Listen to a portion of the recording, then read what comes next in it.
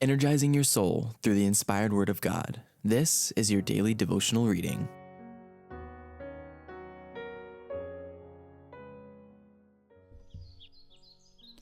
Our daily bread. Talents to improve.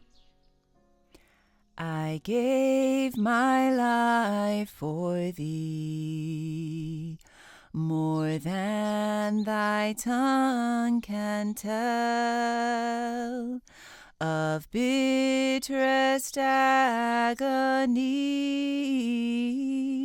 to rescue thee from hell. I gave my life for thee. What hast thou given for me?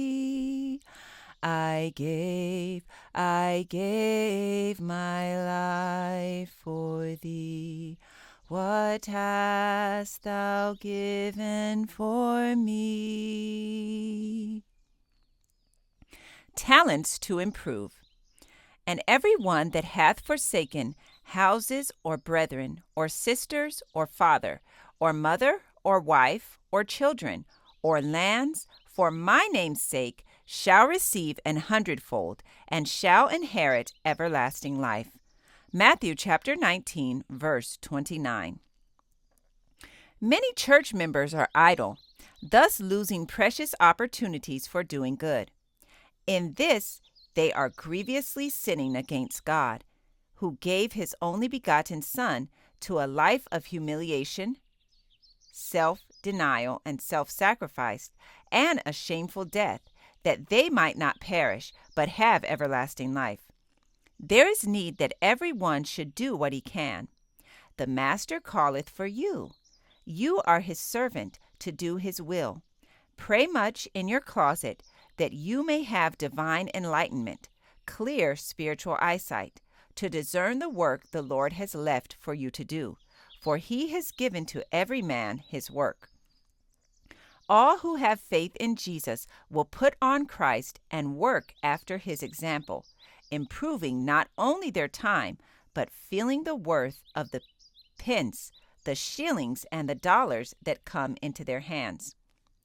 To everyone are committed talents to improve, even if you have but one talent. God expects you to put that one to use, to improve it, and thus gain other talents. There is abundance of work for each and all, according to their ability. Begin by giving yourselves to Jesus, and then ever bear in mind that you do not live to please yourself, for Christ, the world's Redeemer, pleased not himself. He was quick to catch the first intimation that help was needed by poor, depressed souls. You must individually be laborers together with God. You cannot do this and close the door of the heart to human woe and human necessities. The God of heaven has revealed his self-denying, self-sacrificing love in giving his only begotten Son, that whosoever believeth on him should not perish but have everlasting life. We are to be representatives of Jesus in the family, in the workshop, in our place of business, in social gatherings, everywhere, on every occasion.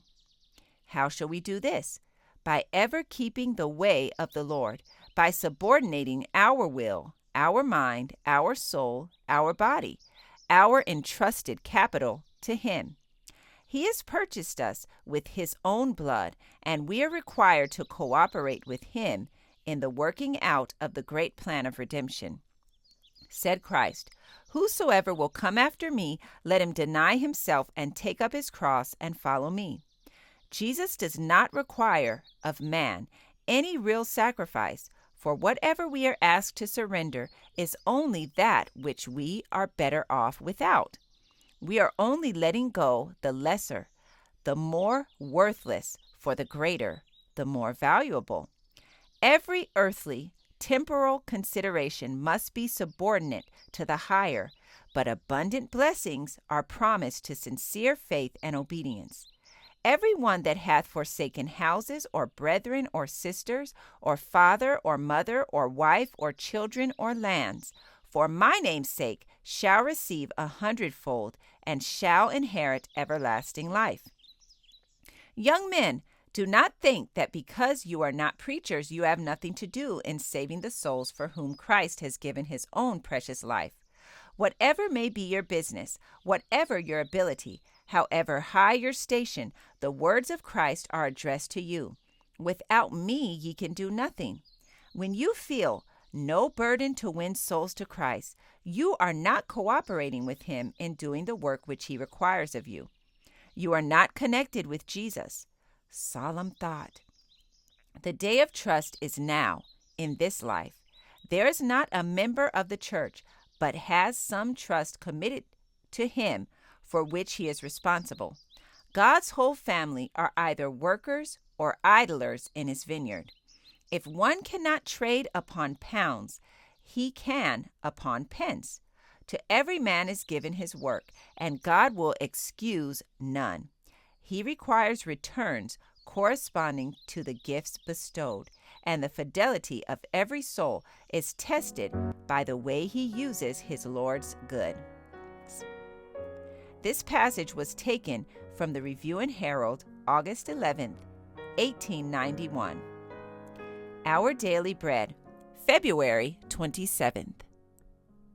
I encourage you to be ye doers of the word and not hearers only. Thank you for listening, and be sure to join us tomorrow for your daily devotional reading.